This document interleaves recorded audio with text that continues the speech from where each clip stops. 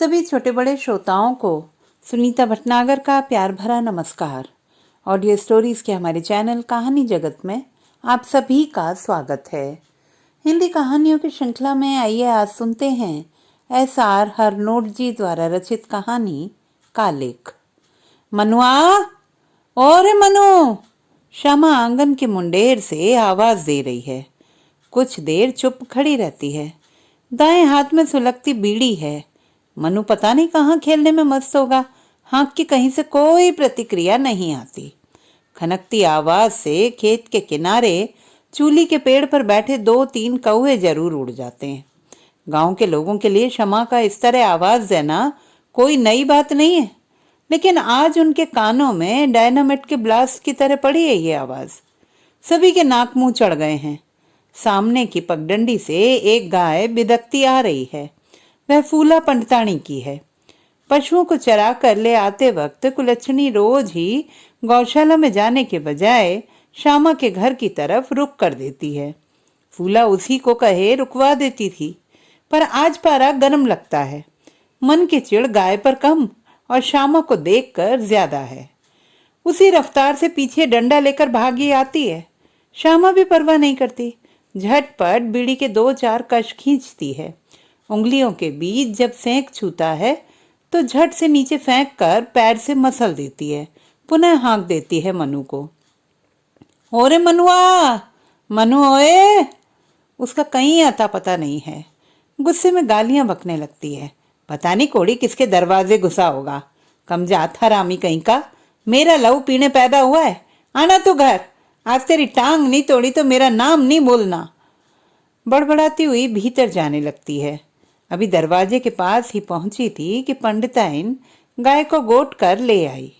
गाय सीधी जाने के बजाय श्यामा की तरफ मुड़ गई, इस आशा से कि पहले की तरह रोटी की पिन्नी या टुकड़ा मिल जाए। फूला तो गुस्से में थी ही। भीतर का गुस्सा गाय की पीठ पर उतरा। 8-10 धर दिए। डंडा भी टूट गया। श्यामा जितने में भीतर जाकर रोटी का टुकड़ा लिए लौटी, गाय भाग ली। पीठ पर जहां जहां भी मार पड़ी लंबी धारियां बन गई थी। श्यामा दहलीज पर खड़ी खड़ी देखती रही। करती भी क्या? गुस्से से दांत कटकटाती रही, मानो दर्द उसे ही हो रहा हो। पागल हो गई है बामणी। रांड गौमातों को भी न छोड़ती।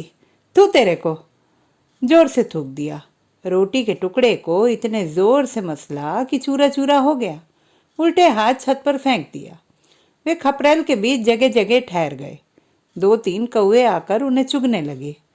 भीतर खड़ी श्यामा काफी देर तक उनकी खटर पटर सुनती रही। कुछ बारीक टुकड़े भीतर भी गिर गए थे। छत की तरफ देखा। खपरों के बोझ से 1-2 बांस की कड़ियां मुड़ गई थी। कई जगह इतनी बीच कि आसमान के तारे गिन लो। धुएं से काली बदरंग होती छत। घास के लंबे तिनकों में फंसा कीड़ा और उनसे लटकते मकड़ी के जाले। बरखा होती तो कई जगह से पानी टपकने लगता। 1-2 जगह तो पानी से मिट्टी की भीत में खराद सी लग चुकी है। गारा गोबर भी कितना पाथे श्यामा। एक तरफ लिपाई करे तो दूसरी जगह खुरने लगती है। पता नहीं कब खपरे बांस सिर पर आ जाएं। बाहर से आती रोशनी ने उन्हें ज्यादा डरावना बना दिया है। वह भागकर दरवाजा फेर लेती है। भीतर सब कुछ हल्के अंधेरे में समा जाता है। महज एक कमरे का घर है श्यामा का। पहले वह गौशाला थी। उसका दिल जानता है कि किस मुश्किल से सिर ढांपने लायक किया था उसने उसे। लोग बताते हैं कि उसमें जो गाय भैंसें बंधी रहीं, न कभी बोली और न ही कभी आहसो आसरे हुई। पर उसके तो एक बेटा हो गया। आज उसी के लिए पंचायत कि मनु बेतुखमी औलाद है। याद आया तो जैसे सिर पर किसी ने ठंडे पानी का घड़ा उल्टा दिया हो। शरीर से प्राण ही निकलने लगे। शर्म के आवरण में ढका महसूस किया उसने। खड़े खड़े चक्कर से आने लगे तो चूल्हे के पास बैठ गई, बिल्कुल सामने। इस कड़ाके की धूप में इतनी सेरन। उसने चिमटा उठाया और राख को इधर उधर करने लगी। दबे अंगारे जाग गए। वह निर्निमेष देखती रही और कहीं उन्हीं में खो गई। जलते बुझते अंगारे। बाहर से हवा के झोंके आते तो जुगनुओं की तरह चमकने लगते। उनका सेंक बढ़ जाता। चिमटे से फिर उलटती पलटती। कई पल छेड़ती रही तो टूटकर एक से कई कई हो गए। इस होने टूटने की क्रिया में उलझी न जाने कब तक यूं ही बैठी रही। कुछ भी नहीं सूझ रहा था उसे। कभी लगता शरीर जैसे जलकर राख हो गया है। चूल्हे में राख उसी की है। हड्डियां हंसाकर आग के कतरों में चमक रही हैं। भीतर भी कुछ उसी तरह जल बुझ रहा था। सांस लेती तो लगता आग की लपटें निकल रही हैं। कलेजा मुंह को आ रहा है। शरीर में भयंकर जकड़न। पल पल सूखता हंसा। तालू से चिपकती जीभ कोशिश करती कि मुंह में गीलापन आ जाए, पर व्यर्थ। इतनी हिम्मत भी नहीं कि उठकर घड़े से पानी निकालकर पी ले। धड़ाम से दरवाजा खुला तो चौंक गई थी श्यामा। चूल्हे पर गिरने से बची थी। सोचा कि मनु आया होगा। गुस्से में चिमटा उठा लिया। देखा तो पंचायत का चौकीदार था। तू आती क्यों नहीं श्यामा? कितनी देर से पंचायत तेरा इंतजार कर रही है। उठ जा। म्हारे को तेरी ही पंची नहीं करनी है, और भी काम है। जैसे किसी ने कीचड़ का टोकरा सिर पर फेंक दिया हो। बैठे बैठे दरवाजे की तरफ देखती रही। पंचायत का चौकीदार अभी भी यमदूत की तरह खड़ा था। दाहिने पैर दहलीज के बीच और हाथ दरवाजे की साखों पर। साफ था कि उसने दरवाजा पांव की ठोकर से खोला था। बिना खड़खड़ाए या हाँक दिए दरवाजा खोलना कोई नई बात नहीं थी उसके लिए। तकरीबन सभी उसके साथ ऐसा ही व्यवहार करते जैसे वह इंसान नहीं, कोई चौराहे का ठिया हो। जिसका मन किया 2 घड़ी उठ बैठ लिए, आराम फरमाया, अपना बोझा टिकाया या चौकड़ी जमा कर ताश खेलने लग गए। दारू सुल्फा पीते पीते लोटपोट हो लिए, या फिर भीत में ठूसी कोई खूंटी। कभी झोला लटकाया तो कभी कोट, कभी फटे पुराने कपड़े, सदरी तो कभी पायजामा, किसी रोज कुर्ता तो कभी टोपी। शर्म से फिर पानी पानी। अतीत कहीं भीतर की टीस में गुम हो गया। आछन्न घुप अंधेरा, मानो कभी सूरज उगा ही ना हो। उसने उठने का प्रयास किया। शरीर इस तरह अकड़ गया था जैसे किसी ने रस्सी से बांध रखा हो। चिमटे का सहारा लेना पड़ा। भारी मन से उठी। उठते ही चौकीदार दरवाजे से हटा और रास्ते में तन गया। श्यामा ने 1-2 कदम आगे पीछे दिए। दोनों बाजू झटकाए, कुछ खून का संचार हुआ। शरीर में हल्का सा ढीलापन आया तो मुड़कर घड़े के पास गई और बैठ गई। टीन का डिब्बा खिसकाया और पानी उंडेलने लगी। छलाव संभला नहीं उससे। डिब्बा तो भरा, पर काफी पानी नीचे उलट गया। धार उसके पांव के बीच से दौड़ती चूल्हे में घुस गई। आग और पानी ने मिलकर एक डरावनी ध्वनि उत्पन्न की थी। छन छा। कमरा काले सफेद धुएं से भर गया था। राख के कतरे सिर माथे पर ऐसे बैठे जैसे किसी ने जानबूझकर पोथ दिए हों। आंखें मिच गईं। कुछ देर बाद जब आग पानी का धुआं थमा तो उसने आंखें खोलने की कोशिश की। राख की किरचें बुरी तरह चुभ गई थी। 2-4 दफा मुश्किल से पलकें झपकाईं तो चुभन कुछ हल्की हुई। कुर्ते के छोर से बाल, मुंह और आंखें पहुंची। फिर कपड़े झाड़े। डिब्बे में भरे पानी के ऊपर भी राख की तह जम गई थी। वहीं से बाहर फेंका। चौकीदार थोड़ा बाएं ना हटता तो सारा मुंह पर पड़ जाता। अचानक मुंह से निकला, रांड कहीं की। शुक्र है कि श्यामा ने सुना नहीं, वरना उसकी खैर नहीं थी। जिस स्थिति से वह गुजर रही थी, न जाने क्या कर देती। दोबारा पानी उंडेला। पूरा डिब्बा खड़े खड़े हंसों पी गई। उठते उठते सहजता के बजाय कुछ अटपटा सा लगा। भीतर जैसे कुछ बुझ गया हो। फिर उसका सेंक पूरे शरीर की शिराओं में पसर गया, उसी तरह जैसे चूल्हे में पानी के जाते ही अंगारे उफने थे। एक सरसरी नजर चूल्हे में डाली, वह ठंडा हो गया था, बिल्कुल शमशान में बुझाई छाई की तरह। बुझे मन से दरवाजे तक बाहर आई। बाहर देखा, दोपहर पूरे यौवन पर थी। घर की छत, पेड़ों और घाटियों की सिमटती परछाइयां, आसपास की गौशालाओं से आती गोबर और पशुओं की गंध, हंसा हंसा के पेड़ से लटकता पाव, उसके आर पार बैठी 2 गौरैया और उनके 3 छोटे छोटे बच्चे। अपनी चोंच पानी में डुबोती और बच्चों के मुंह में डाल देती। अचानक कुछ याद आया, वापस लौटी और चूल्हे के साथ रखी छाबड़ी पर से स्टील की थाली हटा दी। मन को तसल्ली हो गई, मनु के लिए 2 रोटियां रात की बची हैं। खुद तो आज कुछ खाया ही न था। कोने में रखा दराट उठाया, बूट लगाए और हड़बड़ी में बाहर निकल गई। एक दो कदम दिए तो पीछे देखा, दरवाजा तो अटा ही नहीं था।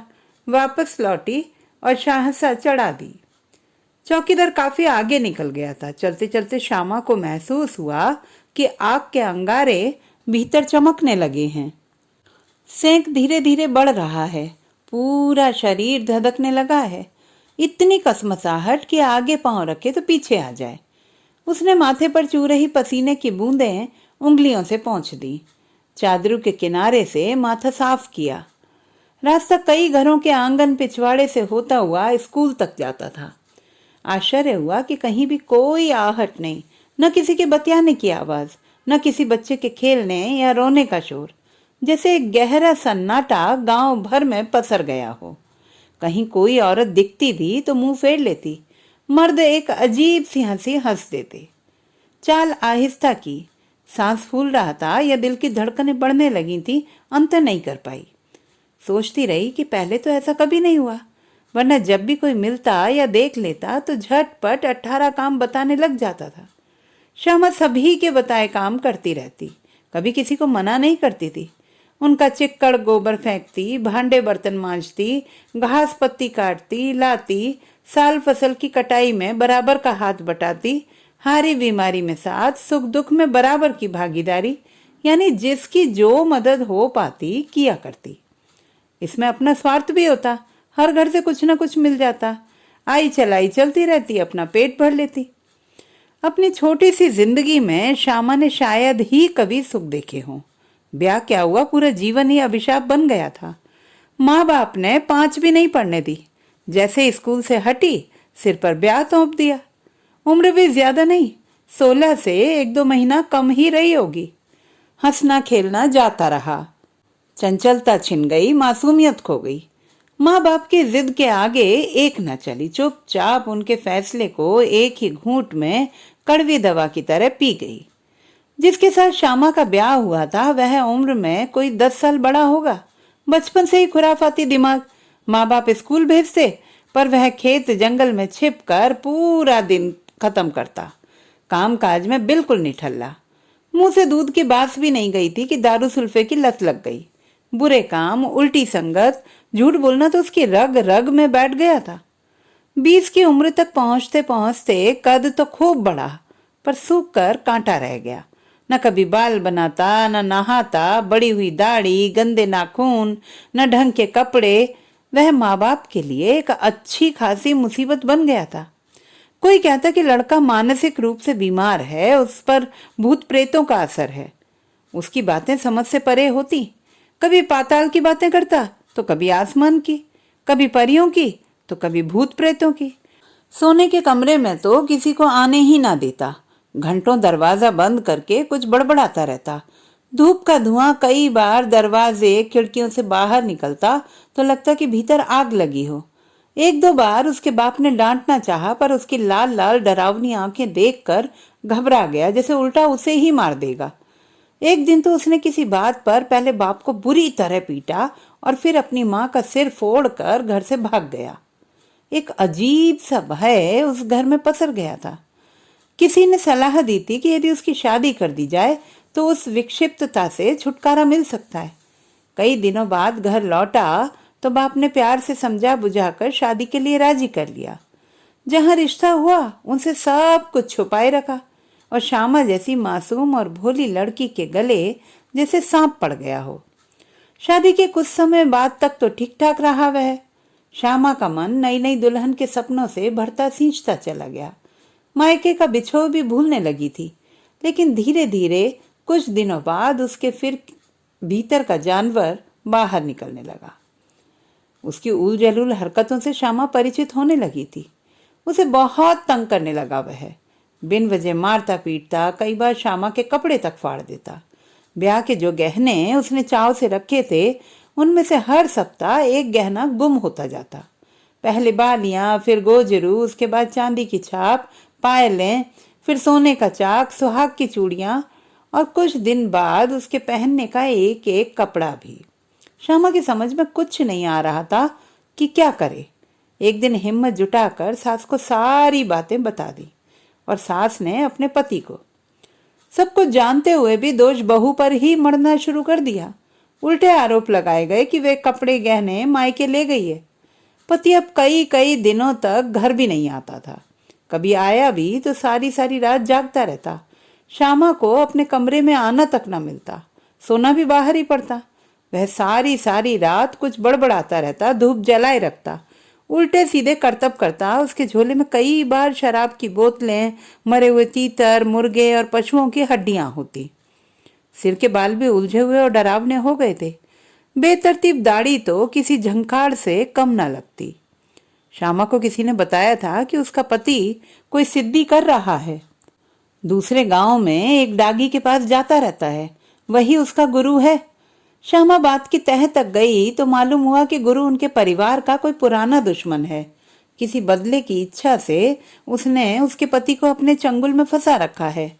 लेकिन लाख कहने पर भी घर वालों ने कोई परवाह नहीं की। एक दिन आधी रात को उसका पति हांफता हांफता घर आया। शरीर तप रहा था, माथा सिंदूर से पुता था, सिर और दाढ़ी के बाल बीच बीच से कटे हुए थे। आकर निढाल सा गिर गया, झोला कंधे से लटक रहा था। श्यामा घबरा गई, सास ससुर को जगा दिया। आसपास के लोग भी पहुंच गए। वह अचेत हो गया था। कुछ देर बाद सांसें जाती रही। जब लोगों ने उसका झोला देखा तो हैरान रह गए। उसमें एक बच्चे का कटा सिर था जिसपे सिंदूर लिपटा था। मौलियों की डोरियां थी, धूप था, कुछ सफेद सरसों के दाने थे और कुछ हड्डियों के टुकड़े भी। उसकी मौत से कहीं ज्यादा उसके कृत्य का भय सभी को सताने लगा था। किसी समझदार बुजुर्ग ने सलाह दी कि यह सारा सामान उसकी लाश के साथ इस सफाई के साथ बांधा जाए कि किसी को कानो कान खबर तक ना हो। ऐसा ही किया गया और सब कुछ लाश के साथ जला दिया गया। दूसरे दिन पड़ोस के गांव से खबर आई कि एक घर से छोटा सा बच्चा बाघ उठाकर ले गया है। श्यामा के हाल देखने वाले थे। उसी के पति ने ही उस मासूम बच्चे को मारा होगा। उसकी मौत से ज्यादा डर बच्चे की हत्या से लग रहा था। अपने माता पिता को कोसती, भगवान को भला बुरा कहती कि उसे किन पापों की सजा दी जा रही है। उसका मन था कि ससुराल में रहकर सास ससुर की सेवा करे, लेकिन वह भी उसके नसीब में नहीं था। एक दिन अचानक बीमार पड़ गई। किसी ने बात तक ना पूछी। उसी हालत में उसका ससुर उसे मायके छोड़ आया था। श्यामा की हालत बहुत बिगड़ गई थी। माँ बाप देखकर हैरान परेशान हो गए। फूल सी बच्ची कांटे की तरह सूख गई थी, आंखें भीतर को धसी हुई जैसे दो विविरों में किसी ने कांच की गोलियां अटा रखी हों। होंठ कई जगह से फटे हुए जिनसे खून टपकने लगा था। चेहरा काली झाइयों से भर कर डरावना हो गया था। जब अस्पताल ले जाया गया तो पता चला कि उसे टीबी हो गई है। कई महीनों दाखिल रही, लंबा इलाज चलता रहा। ठीक हुई तो मायके में ही रहने लगी। जब तक माँ बाप का साया सिर पर रहा, श्यामा मजे में रही। पर उनके न रहने के बाद तो बुरे दिन फिर से लौट आए। भावजों के ताने असहनीय होने लगे। भाइयों ने भी कोई परवाह न की। मायके में अब परायापन सालने लगा था। वह भीतर तक टूटती चली गई। रात रात भर न सोती। उठकर या तो आंगन में चली आती या फिर खलिहान की मुंडेर पर बैठकर रोती रहती और वहीं सो जाती। श्यामा बेहद परेशान और निराश हो गई। जीने का कोई मकसद नजर नहीं आता था। जीवन को समाप्त करने की ठान ली, लेकिन ससुराल वालों का अन्याय आंखों में तैरता रहा। थोड़ी हिम्मत बांधी, अपने मन को पत्थर का किया और पास में जो दो चार कपड़े थे उन्हें समेटा और बिना किसी को बताए कहे ससुराल चली आई। उसका अचानक लौटना ससुराल वालों के लिए किसी आफत से कम नहीं था। सभी को जैसे सांप सूंघ गया। किसी ने सीधे मुंह बात तक न की, लेकिन वे इतना समझते थे कि कानूनन उसे घर से निकालना आसान नहीं है। उसे तरह तरह की यातनाएं देनी शुरू कर दी। वह उनकी बेअदबी सहन करती गई, हिम्मत नहीं हारी, डटी रही। मजबूरन उन्हें श्यामा को एक दो खेत देने पड़े। घर से बला टले, इसीलिए एक कमरा गौशाला में दे दिया। उसने कोई विरोध नहीं किया। सिर ढांपने की जगह तो मिली। रात दिन मेहनत की, कमरे को रहने लायक बना दिया। समस्या 2 जून रोटी की थी। गांव की शर्म से कभी कभार सास कुछ आटा चावल दे जाती, लेकिन कितना गुजारा होता। श्यामा रात दिन मेहनत मजदूरी करने लगी। रोड़ी पत्थर कूटती, उसी से रोटी कपड़े जुटा लेती। कभी पैसे नहीं होते तो उधार के लिए दुकान में जाती। गांव में एक ही दुकान थी। लाला धारी सिंह बड़ी पहुंच वाला साहूकार था। गांव में जो भी नेता या अफसर आते उसी के घर जमे रहते। प्रधान, पटवारी और मास्टरों का डेरा भी वहीं लगा रहता। वह बिना स्वार्थ के किसी को उधार न देता। श्यामा को देखते ही कुछ ज्यादा ही बघारने लग जाता, बेतहजीब बन जाता, अश्लील हरकतों पर उतर आता। मजबूरन वह सब कुछ सहन कर जाती। एक दिन लाला ने श्यामा को सुझाया था कि वहां प्रधान से कहकर वह विधवा पेंशन लगवा देगा उसकी। साथ घर बनाने के लिए भी कुछ सहायता मिल जाएगी। राशन कार्ड बन जाएगा, सस्ता और मुफ्त राशन भी ले सकेगी। इस आस में अब रोज प्रधान के घर के चक्कर काटने लगी वह। कुछ दिनों बाद उसकी पेंशन लग गई थी, राशन कार्ड भी बन गया था, घर बनाने के लिए 15,000 रुपए भी स्वीकार हो गए थे। ससुर को पता चला तो कान खड़े हो गए। कुछ ज्यादा ही स्नेह जताने लगा। आते जाते हाल पूछ लेता, कभी दारू पीकर वहीं पड़ा रहता। कभी कभार देवर भी चक्कर काट जाता था। घर बनाने का जिम्मा भी प्रधान ने ही लिया था। हालांकि उसकी धूर्तता से सभी भली प्रकार वाकिफ थे, लेकिन वह भी क्या करती, किसी से काम तो करवाना ही था। उसका ससुर भी यही चाहता था। 2 कमरों का घर तो बन गया था, पर जो सामान लगाया गया इतना घटिया था कि मुश्किल से 7-8 हजार लगे होंगे। बाकी सारा पैसा श्यामा के घर के नाम उड़ गया। एक दिन प्रधान के साथ मंदिर का पुजारी भी उसके घर आया था। हैरान रह गई थी वह। आते जाते किसी बाहर की जाति से छू जाए तो 2 बार नहा ले। श्यामा जैसी दलित विधवा के यहाँ वह समझने लगी थी कि कहीं कुछ साफ नहीं है। सभी के मन खोट से भरे हैं। न कोई नेता, न प्रधान, न पंडित, न ठाकुर, न मास्टर और न पटवारी। अपनों की तो बात दूर, रिश्ते भी महज छलावा दिखावा। कोई किसी का नहीं। अपने अपने स्वार्थ, अपने अपने काम। इनके धंधे चलते ही गरीबों का गला काट लेते हैं ये। औरत मिल जाए तो न देवता का डर, न धर्म की परवाह, न जाति, न कोई छूछेड़। 8-8 बहु बेटियों वाले घूसट भी साले भांग दारू पीकर कहीं भी कुत्ते की तरह मुंह मारते फिरते हैं। जैसे कैसे नए घर की लिपाई की, रहने योग्य बनाया, लेकिन पहली ही बरसात में उसकी दीवार गिर गई। मदद के लिए सभी से गुहार लगाई, पर किसी ने साथ नहीं दिया। कई बरसातें उस पर पड़ी और घर कई जगह से गिर गया। ससुराल वालों ने श्यामा को गौशाला से निकालने के भी बहुत प्रयत्न किए, पर उसने हिम्मत बांधे रखी और वहां से वह गई ही नहीं। गांव में जब भनक लगी कि श्यामा पेट से है तो सभी के कान खड़े हो गए। जब वह बाहर आती, पानी पनिहार जाती, तो छोटे से बड़े तक सभी उसकी चाल ढाल देखते रहते। सभी की आंखें उसके पेट पर टिक जाती। धीरे धीरे पेट कोख से बाहर आने लगा। गांव वालों का शक सच में बदल गया। ससुराल वालों ने तो तूफान खड़ा कर दिया था। गांव बेड़ के लोगों के लिए भी वह कुलच्छणी हो गई थी। पर श्यामा कान मूंदे रहती, आंख बंद कर लेती। लोगों की खरी खोटी सुनते सुनते वह थक गई थी। कई बार मन किया कि पहाड़ी से कूद कर जान दे दे, लेकिन हिम्मत नहीं हुई। पेट में पल रहे जीव के साथ साथ मन का स्नेह भी पलता बढ़ता गया। एक आस जग गई, अकेलेपन से निस्तार की, भविष्य के सहारे की। और श्यामा की आंखें अपनी ही गोद भराई में बिछ गईं। 9 महीनों बाद जब बच्चा बाहर आया तो लड़का था। गांव की औरतों ने ही सब कुछ भुलाकर उसे संभाला था। बच्चा बढ़ने पलने लगा। लोग उसकी शक्ल गांव के छोकरों छल्लों से मिलाते रहते। कोई कुछ कहता तो कोई कुछ, पर सही सही अनुमान न लगा पाते। श्यामा के ससुराल वालों के लिए एक नई मुसीबत खड़ी हो गई थी। ससुर जानता था कि यदि बच्चा पंचायत के रजिस्टर में चढ़ गया तो पूरे हिस्से का वारिस बन जाएगा। श्यामा ने इतनी दूर कभी सोचा भी न था। 3-4 साल आंखों आंखों में गुजर गए। श्यामा को पता ही न चला। साथ साथ उसके सपने भी जवान होते गए। एक दिन बच्चे को लेकर प्राइमरी स्कूल के हेडमास्टर के पास चली गई। दाखिला दिलवाना था। हेडमास्टर ने सारे कागज पूरे किए। पिता का नाम पूछा तो श्यामा झेंप गई, लेकिन दूसरे ही पल संभली, पति का नाम लिखवा दिया। बच्चा दाखिल हो गया, लेकिन दूसरे दिन हेडमास्टर ने उसे स्कूल बुलाकर बताया कि बच्चे के बाप का नाम गलत लिखवाया है। ससुर ने शिकायत की थी कि बच्चा उसके पति के मरने के कई सालों बाद हुआ है। हेडमास्टर के लिए समस्या खड़ी हो गई थी। श्यामा खून का घूंट पीकर रह गई। आंखों में बसे सपने उड़ गए।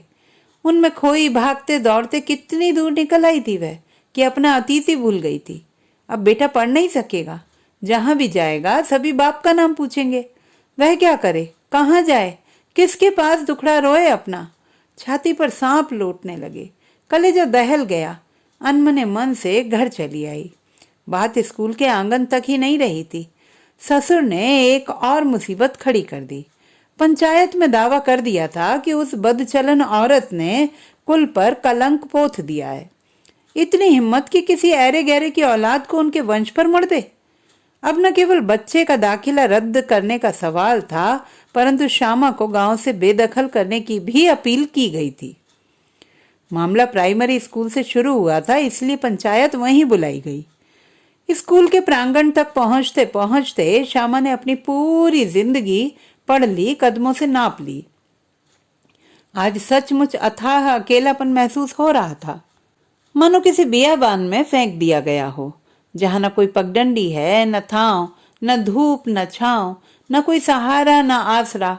कोई भी जंगली जानवर झपट कर नोच दे, शरीर के रेशे रेशे कर दे। लेकिन अब जो कहां, क्या पता आज का दिन इस गांव में आखिरी दिन ही हो। मन में कई तरह के ख्याल आते रहे। बिजली की तरह कौंधे उस कौंध ने भीतर की आग को हवा दे दी। वह अंगारे उसी तरह प्रखर होने लगे जिस तरह चूल्हे में हवा के स्पर्श से प्रचंड हो जाते थे। पसीने की बूंदें माथे से सरकती गालों तक आईं तो चादरों से उन्हें इत्मीनान से पहुंच दिया। स्कूल के प्रांगण तक 6-7 सीढ़ियां थीं। चढ़ते हुए कानों में एक शोर घुस गया। लोग आपस में बतिया रहे थे। बीच बीच में कोई ठहाका लगाता तो श्यामा के कानों में गर्म तेल की बूंदों की मानिंद पड़ जाता। पांव जमीन में धंसने लगे। ऊपर चढ़ने की कोशिश में वह 1-2 बार गिरते गिरते भी बची थी। उल्टे पांव पीछे उतरी, दीवार के सहारे खड़ी हो गई। शोर बढ़ता गया। कानों में उंगलियां डाली। लगा कि बाहर से कहीं अधिक वह शोर भीतर पसरा है। उंगलियां हटा ली। चारों तरफ देखा, देखती चली गई। फिर आसमान की ओर। पश्चिम से आते बादलों के काले टोले, उनकी तरह तरह की बनती डरावनी आकृतियां। बीच में दौड़ता भागता सूरज। बादल राहु बनने लगे, जैसे अभी निगला कि अभी।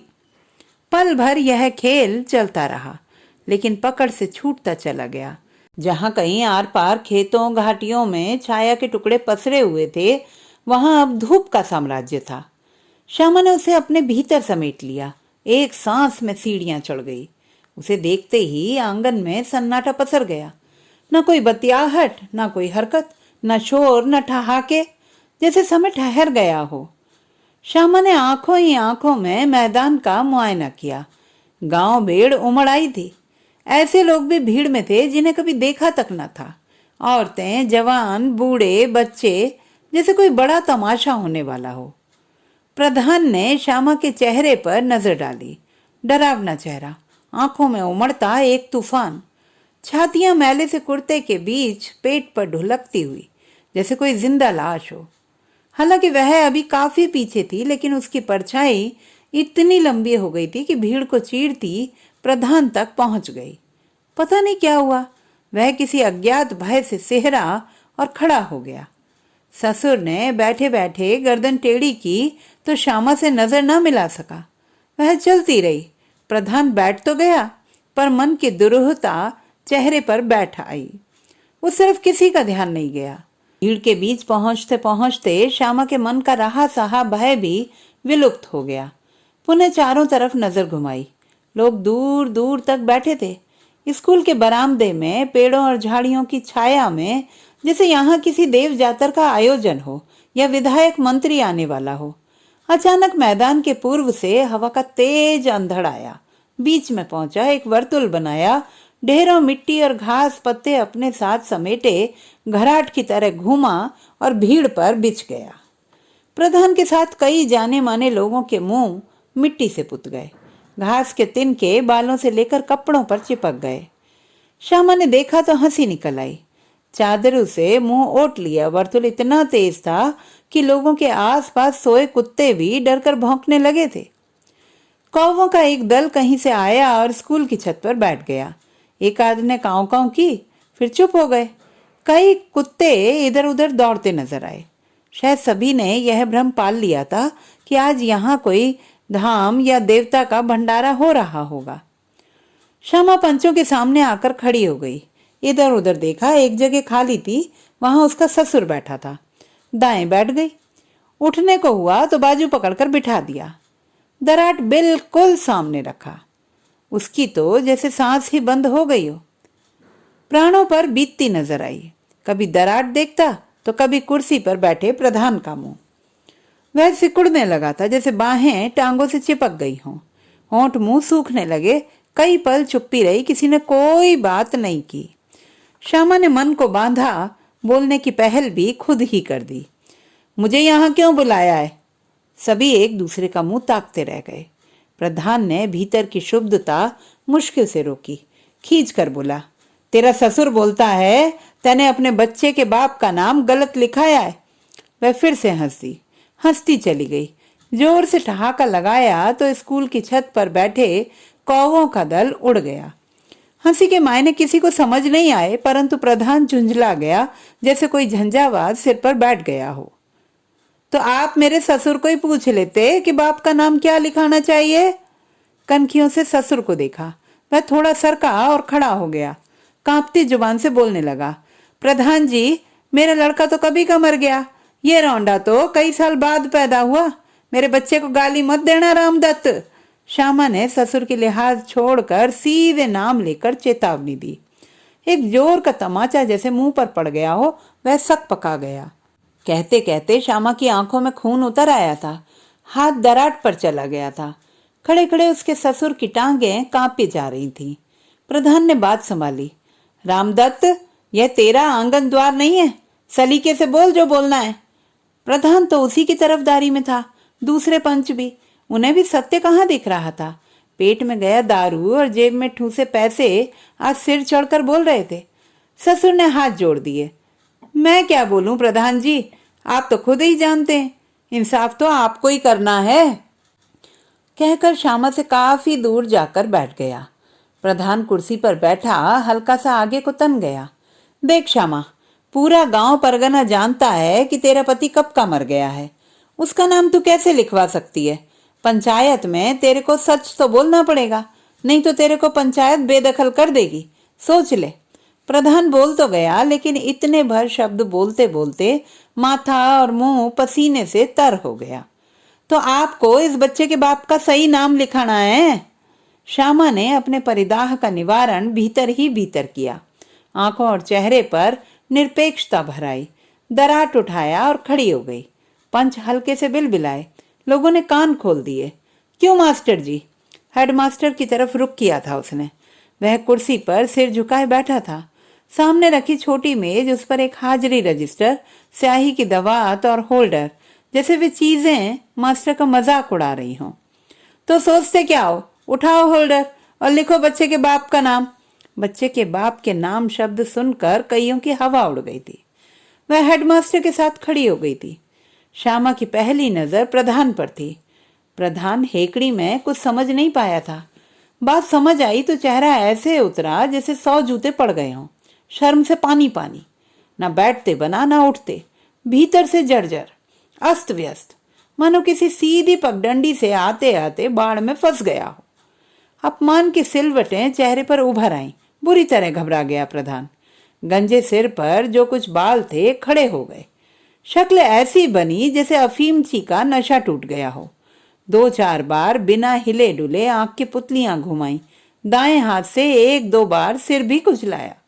माथे मुंह पर उग आए पसीने को पोंछना चाहा, पर हिम्मत नहीं जुटी। कुर्सी के पीछे से अपना बैग सरकाया और बिल्ली के पांव खिसक लिया। सबकी आंखें पीछा करती रहीं, लेकिन श्यामा ने टोक दिया, प्रधान जी, अपनी मोहर तो लेते जाइए। वह रुक गया। हड़बड़ी में सदरी की जेबें टटोली।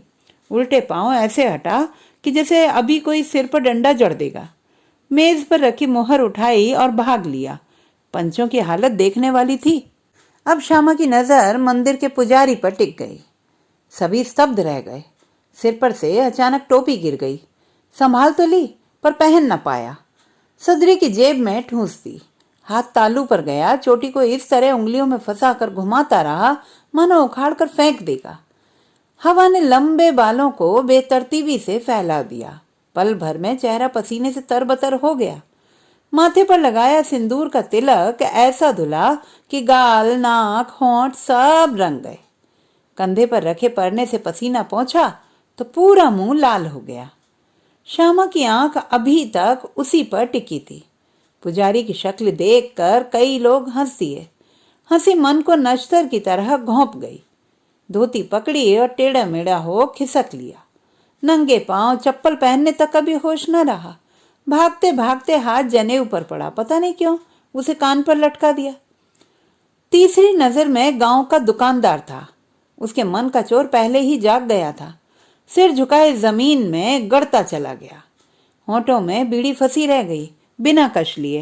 होंठ जले भी होंगे पर जलन से तीखी मिट्टी में मिलती इज्जत की आग थी जिसने बुरी तरह भीतर तक जला दिया था।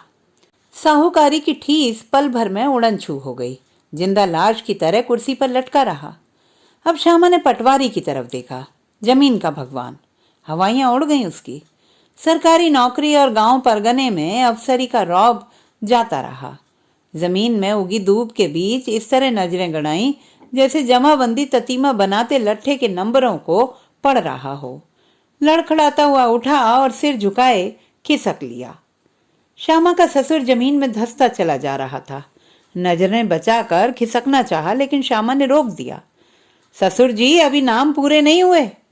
एक घृणित नजर ससुर की तरफ दी। हल्की सी सरसराहट हुई। श्यामा ने देखा कि उसके पाजामे के बीच से पेशाब की बूंदें जमीन पर गिर रही हैं। सिर झुका हुआ, टोपी खिसक कर माथे पर टंग गई थी। धीरे धीरे स्कूल का प्रांगण खाली हो गया। सभी बेजुबान होकर जा रहे थे जैसे इज्जत लुट गई हो। हेडमास्टर ने रजिस्टर का पन्ना खोला। पन्ने पलटे। होल्डर का निब जोर से दवात में डुबो दिया। स्याही झाड़ी और बच्चे के बाप का पहला नाम काट दिया। नया नाम लिखा, मनुदत्त, पुत्र श्रीमती श्यामा देवी। श्यामा ने आते आते पीछे देखा। ससुर अभी भी बुत की तरह खड़ा था जैसे जमीन फटने का इंतजार कर रहा हो। मन में कड़वाहट भर गई। थूकना चाहा पर ऐसा कर ना सकी।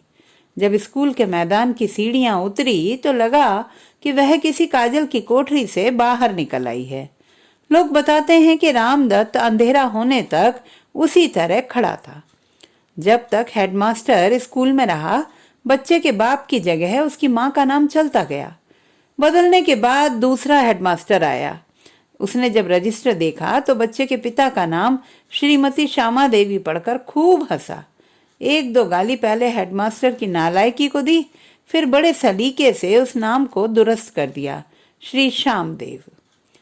तो दोस्तों, ये थी हमारी आज की कहानी। आपको कैसी लगी कमेंट बॉक्स में लिखना ना भूलें। चैनल को सब्सक्राइब करें, लाइक करें और मित्रों के साथ शेयर करें।